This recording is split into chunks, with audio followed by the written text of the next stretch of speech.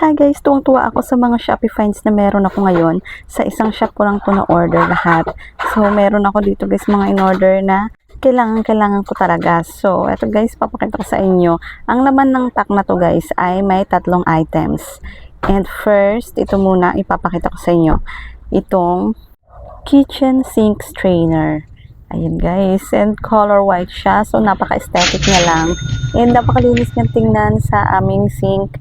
Hindi na ako magtsatsaga sa mga paselo-cellophane na pinaglalagyan ko ng mga leftover na pagkain. So, ayan. Tapos dito guys, ito ang pinaka-function niya. Diyan tutulo yung pinaka-water pag naglalagay tayo ng mga leftover. So, nasasala siya. And, ayan. Super useful nito. Kailangan ko talaga to sa aking lababo. So, ayun, nag-purchase ako. And the next guys is itong amaze ako nitong pangtanggal ng mga dust. Panglinis daw to ng electric fan, pero hindi ko na siya sa electric fan ginagamit guys. And gustong gusto ko to kasi hindi dumidikit yung mga agiw-agiw, hindi kagaya ng mga natural lang na feather dust, yung mga typical na feather dust.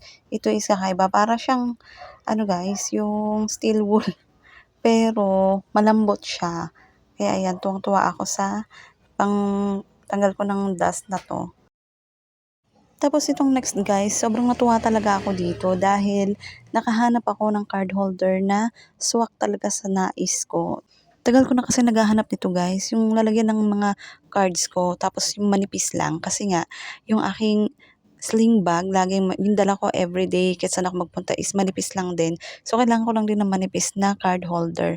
And natuwa ako dito dahil sa kanyang quality. Ayan oh.